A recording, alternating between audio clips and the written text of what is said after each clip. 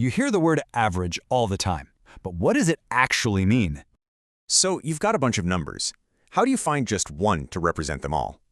It's called central tendency. It's kind of like finding the center of gravity for your data.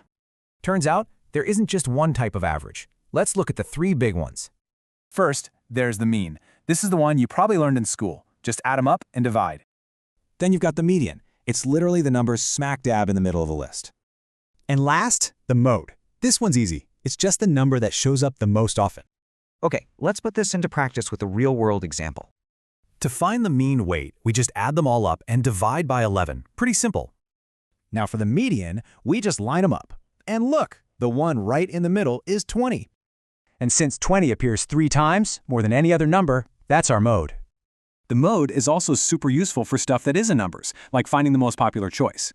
Okay, but here's where things get tricky. Averages can actually be pretty misleading sometimes.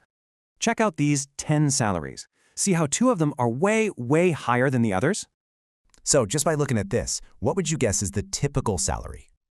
Well, if you calculate the mean, you get an average salary of $33,000.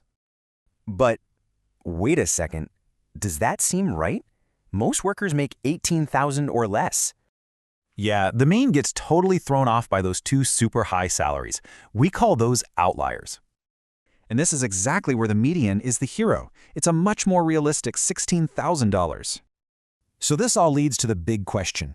How do you know which average you should use? Think of it like this. Each one is a different tool for a different job. It's all about context. So next time you see an average reported, stop and ask, which one are they really using?